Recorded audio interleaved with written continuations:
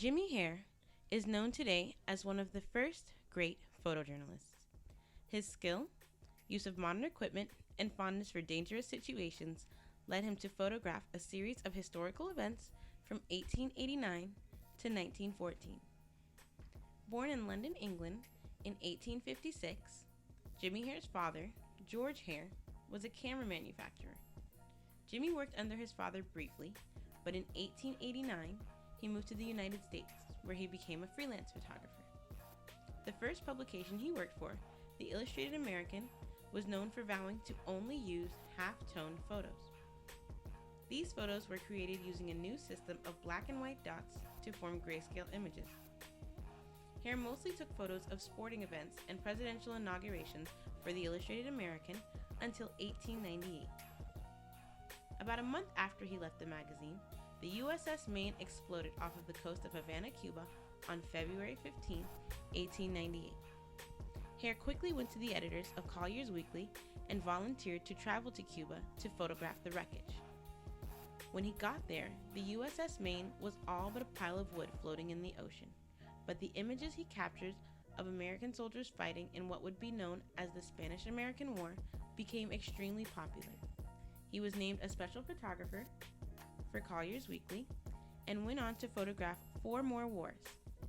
20 years later, Robert J. Collier, editor at the time, was quoted as saying, "The Maine blew up and Jimmy blew in," noting how the contributions of Jimmy Hare's photography helped the magazine itself gain notoriety. Hare was known as a great photographer in part because of his ability to capture images that his colleagues could not. By taking advantage of new technologies like folding cameras, which were more portable and had lenses with speeds of up to f6.8, and roll film, which allowed him to take 12 exposures per roll, Hare had a huge advantage over fellow photographers: mobility. While many were still fumbling with glass plates, Jimmy was climbing over hills and into battle. In 1904, Hare traveled to Russia to capture images of the Russo-Japanese War.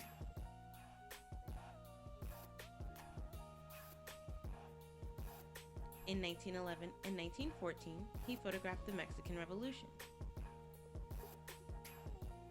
The First Balkan War drew Hare in 1912 and 1913.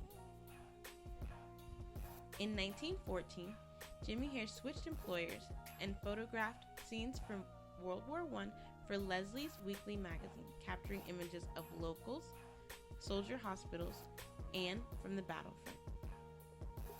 The best story of Hare's dedication to photography is probably the story of how he captured the first photo of the Wright brothers' historic test flight at Kill Devil Hills, North Carolina. Even though the Wright brothers claimed to have flown an aircraft in 1903, they were notoriously camera shy and refused to let reporters take photos of them running aerial tests.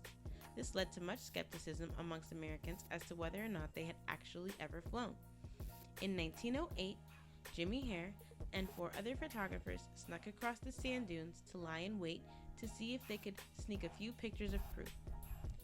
After hours of nothing, the reporters were finally rewarded when a plane appeared over the dunes. Hare snapped a few photos of the aircraft in the distance, and even though they were from far away, Collier's magazine proudly published the images on their cover in 1908, giving America evidence of the first flights on U.S. soil.